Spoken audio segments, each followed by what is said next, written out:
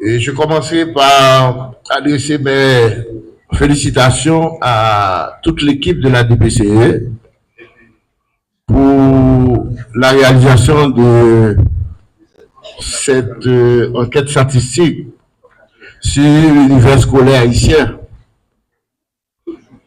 Je ne sais pas si les données du non formel sont prises en compte, mais je sais que pour l'enseignement supérieur, la DPCE va s'y mettre très rapidement pour compléter le tableau des données nécessaires pour que le ministère puisse avoir un outil lui permettant de prendre les décisions. Donc, si le non formel n'est pas là, j'inviterai d'entrée de jeu la DPCE à se mettre au travail pour compléter. Parce qu'il s'agit de chantiers importants. L'un des axes prioritaires du plan décennal d'éducation et de formation, document stratégique de référence du ministère, demeure la gouvernance.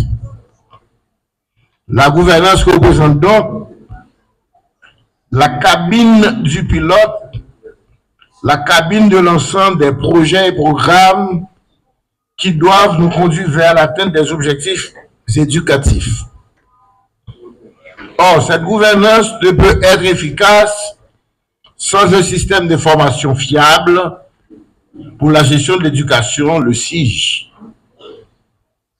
Un système qui doit être cohérent et alimenté en permanence par des données actualisées. C'est dans cet esprit qu'en mars 2025, ici même, j'ai procédé au lancement de l'opération de recensement scolaire 2024-2025, menée par la DPCE avec pour ambition doter le ministère de l'Éducation nationale de la formation professionnelle des formations actualisées nécessaires à la prise de décision, à la planification, au suivi et à l'évaluation des politiques publiques. Le directeur général vient de le rappeler. Sans les données, nous ne pouvons pas prendre des décisions fondées sur le vécu, le concret, le réel. Et ça, c'est important. Et sans aller plus loin, le directeur de la DPC m'a passé une feuille contenant certaines informations. Dans le système, il y a environ 4 897 000 élèves, suivant les données venant du terrain, et qu'il y aurait également, pour le préscolaire, 861 000 enfants pour le préscolaire, 2 millions d'élèves pour le fondamental, et 521 élèves à travers le pays pour le secondaire, et environ 18 000 écoles, 18 241 écoles. Et c'est pour vous dire que ces informations-là sont importantes. La fois dernière, lors d'un point de presse, j'ai eu à lancer un cri. Quand on me dit l'école la case. Ah, mon l'homme, oui, là, ministre. Mais à l'époque, j'avais questionné les statistiques venant de la DPCE et aussi venant du BUNEX. Suivant les statistiques fournies par la DPCE, les élèves pour l'année 2024 qui étaient arrivés au seuil de passer l'examen de 9e année étaient environ de 188 000. Mais 600 000 pour la cohorte inscrits pour la même période, habilités à passer l'examen de 9e année. C'est-à-dire qu'il y a eu un nombre considérable d'élèves qui n'étaient pas, mais qui n'ont pas pu répondre au rendez-vous. Que sont-ils devenus? Où sont-ils? Et suivant les mêmes statistiques fournies par la DPCE, il y aurait environ près de 2 millions d'élèves dans le système.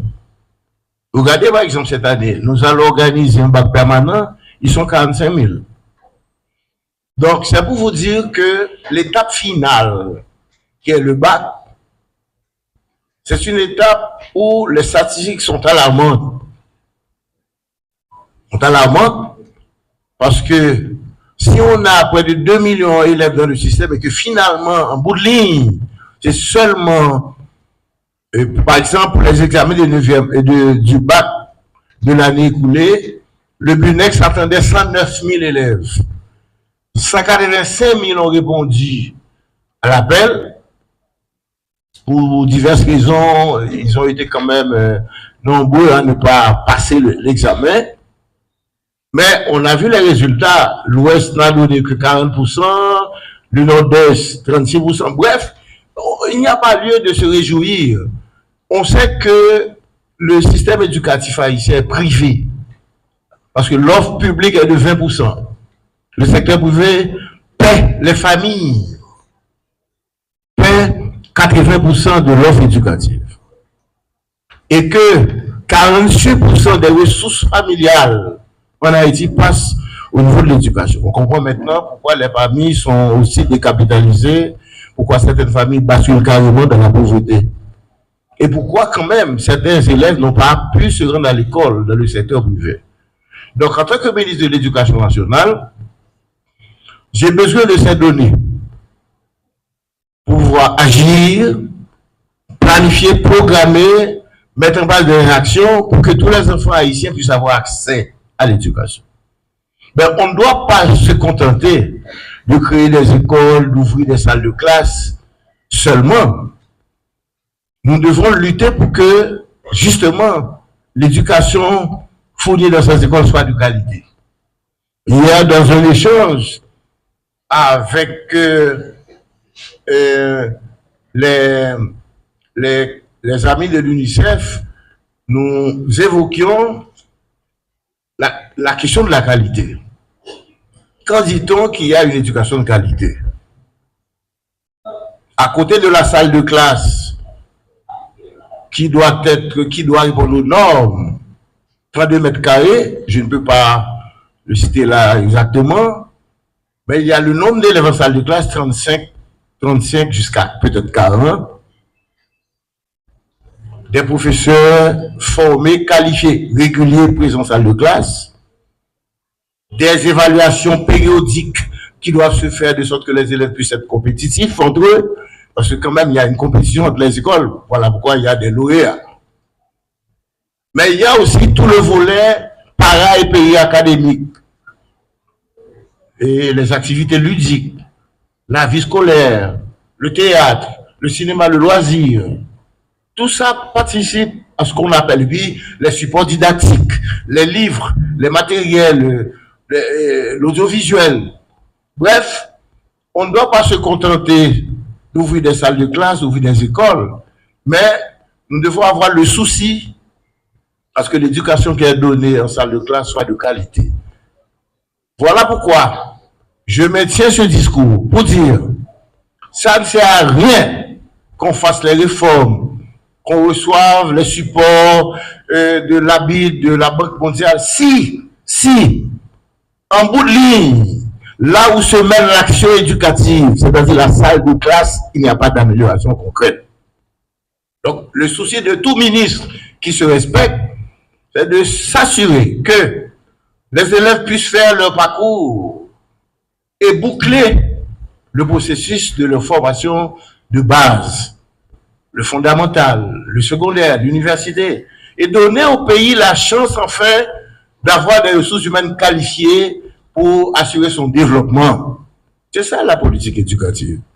Donc les données, ce sont, comment dirais-je, des matériaux, des instruments permettant aux autorités de saisir, d'une part, les besoins, la réalité, mais aussi d'agir, de prendre des décisions et de planifier.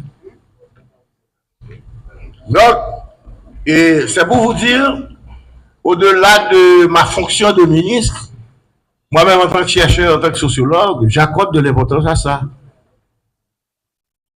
Et à nouveau, je remercie les cadres de la DPCE qui ont pris à bras le corps ce projet de recensement scolaire. Et comme nous le savons tous, notre système éducatif fait face depuis plusieurs années à une insuffisance des données. Le directeur général vient de le rappeler. Les dernières statistiques consolidées et officiellement collectées remontent à 2016. Depuis lors, le ministère procédait surtout par estimation. Certes, l'estimation est une technique statistique valable et utile. Cependant, lorsque les données de base deviennent trop désuètes, la fiabilité des estimations s'effrite. Il devenait donc impératif que pour le ministère de l'Éducation nationale, de mettre en place des mécanismes solides afin de produire des statistiques scolaires crédibles, actualisées et utilisables, capables d'éclairer les décisions et de guider les politiques éducatives. Et quand on dit de politique publique, chers amis, il ne faut pas voir seulement le secteur public. Les politiques publiques renvoient aussi pour le privé. Le secteur privé, c'est la question nationale. Aucune politique publique sérieuse ne peut être construite sur l'incertitude, sur l'aléatoire, le hasard. Regardez le pays maintenant. Je revenais d'un lycée, moi-même je viens du lycée Philippe Guerrier du Cap-Haïtien. Renan Michel avait une année avant moi. À l'époque, il n'y avait qu'un lycée pour 2 départements, Nord et Nord-Est. Un seul lycée. Pour 2 départements Nord et Nord-Est. Et nous étions 2500 élèves à l'époque. À l'époque, avoir une place au lycée, c'était vraiment avoir de la chance. Et au lycée, on ne redouble pas. Maintenant, actuellement, il y a le lycée Bourgmont, il y a le lycée Philippe Guerrier, bien entendu, le lycée Brida, il y a le lycée Anténon Fimel, il y a le lycée des jeunes filles, il y a 5 à 6 lycées de la ville du Cap. Et chaque commune, Plaine du Nord, Limonade, Quartier-Morin, et chaque commune a son lycée. Vous savez que le lycée Philippe Guerrier a 5000 élèves. C'est pour vous dire que la demande en éducation devient une question populaire. Si le peuple a tant souffert, le paysan, l'ouvrier ne veut pas que son enfant devienne comme lui. Donc, le directeur du lycée doit planifier, doit se baser sur ces données, ces demandes qui accroissent chaque année, pour planifier, pour savoir combien de bancs on aurait besoin, combien de salles de classe on aurait besoin. Et aussi les matériels, tout. Bref, voilà pourquoi j'applaudis dès demain cette démarche consistant à actualiser constamment les données. Alors, malgré les défis majeurs auxquels le pays est confronté en termes de déplacement vers certaines zones, suivant certaines données, il y aurait 1 300 000 personnes qui auraient laissé le grand Port-au-Prince pour aller soit au Cap, soit dans le sud, dans l'Artibonite un petit peu, pas le haut Artibonite. Mais c'est tout ça pour échapper à la violence des guerres. Il devient de plus en plus difficile de repérer certaines écoles qui sont relocalisées à cause de l'insécurité.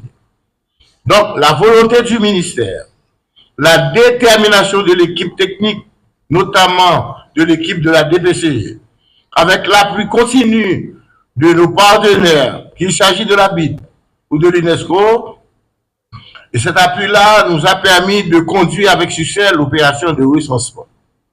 Aujourd'hui, nous sommes là, chers amis, et pour valider les 3 outils majeurs produits grâce à cette opération. D'abord, l'Alliance nationale de statistique scolaire, les 10 registres départementaux des écoles et le bulletin de statistique scolaire. 9 ans après la publication de l'annuaire 2015-2016, le ministère, à travers la DPCE, parvient à produire un référentiel statistique actualisé, l'annuaire statistique 2024-2025. Il s'agit là d'un accomplissement sérieux, important, fruit d'efforts soutenus, d'un encouragement collectif, parce que les directions techniques ont supporté aussi la démarche. Donc, je tiens à adresser mes félicitations aux collègues de la CTN qui n'ont jamais cessé de poser la problématique de statistiques scolaires et qui ont toujours fait la plaidoirie pour un SIG plus efficace et plus performant. J'en profite pour dire au directeur général et à la DPCE que le SIG est partiel un petit peu. Dans le SIG, on trouve maintenant quelques données sur le préscolaire, mais pas un tableau général sur le préscolaire.